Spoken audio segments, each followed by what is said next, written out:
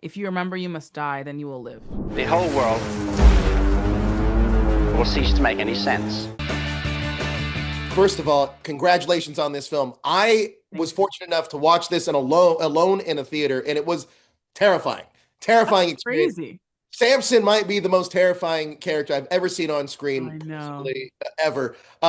But this film is such a bold evolution from the world Danny Boyle and Alex Garland created. It's darker and honestly a lot more unsettling in a very human way to me. Yeah.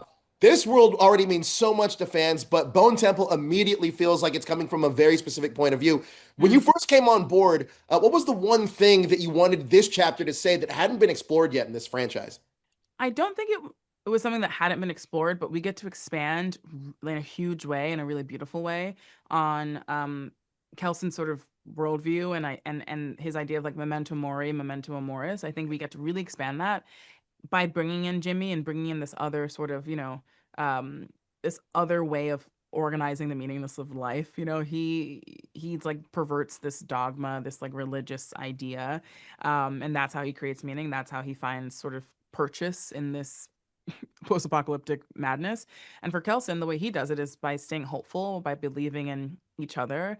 And I think this idea of even if there's no God or no devil, there's still hope, there's still us. That's something we get to explore in the film.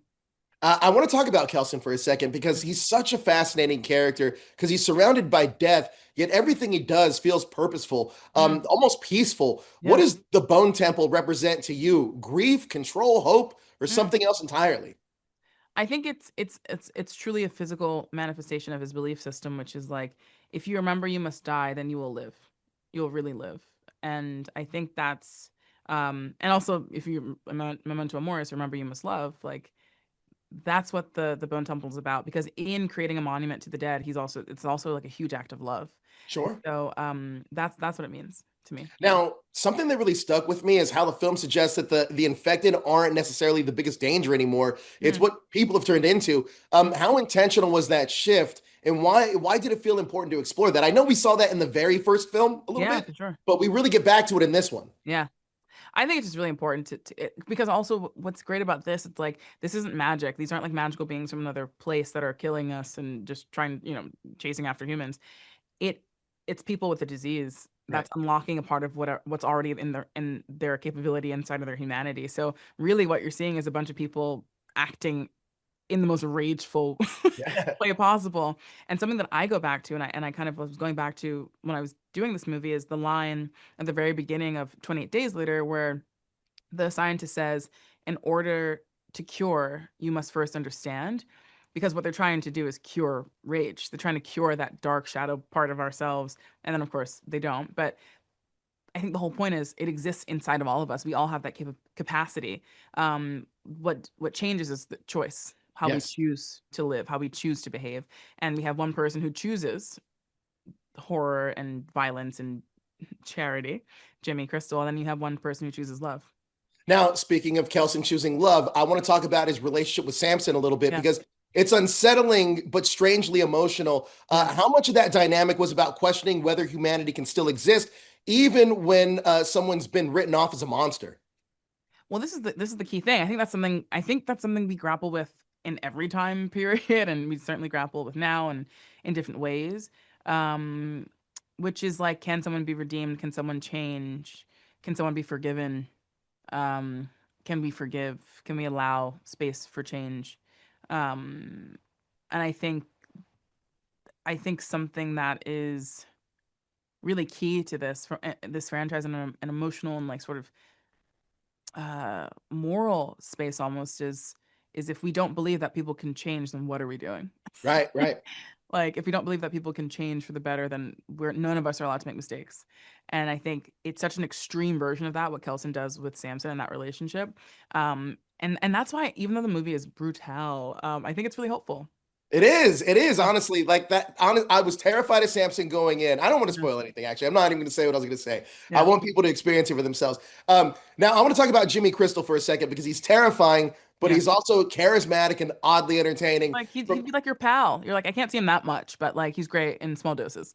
exactly, exactly. Now, from your perspective, was it more interesting to explore him as a traditional villain or someone who's built a belief system just to survive his own trauma?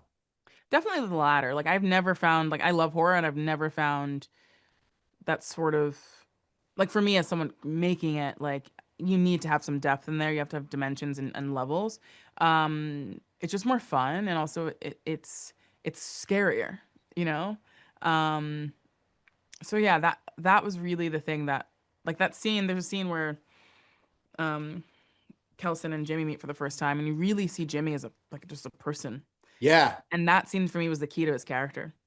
He's like, I ah, there he love is. that scene. You're Yeah. completely right. I felt like that scene kind of like encapsulated a lot of the two perspectives from the film that were going on at the same time. Now I Yeah. want to talk about the Jimmies for a second because Yeah. I feel like this gang and their twisted beliefs, they're wild. What Yeah. kind of scared you the most when developing them? Their violence or how easily they give up on being individuals or belonging to something?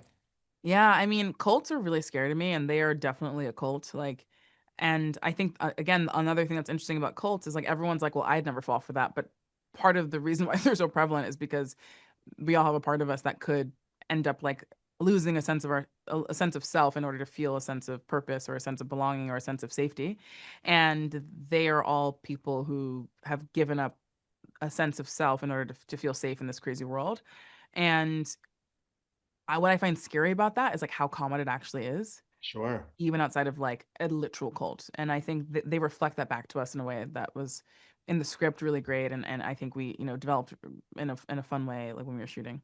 Now, this question I'm going to ask you won't come out until after the film's out because I Right. don't want it to be spoiled for anybody. Hmm. But we do see Jim, Killian Murphy's back, Yeah. and I loved seeing him. And we now know that he has a daughter. But we Yeah. didn't see Naomi Harris's character Hmm. Selena back. Yeah. Are we? Do we assume that she's dead, or have we just not seen her? Who knows? I wouldn't assume because I've heard once that if you assume it makes an ass out of you and me. So I would just say okay. No, I don't know. Like there's their movie coming. I think all questions will be answered. Amazing. Well, look, Yeah. I think you did an incredible job on this film. You took something and you made this completely yours, and Thank I you. was on board every single second. I think it did so much to enhance the last film. Yeah. Incredible job. Thank you so much for your time. Thank you.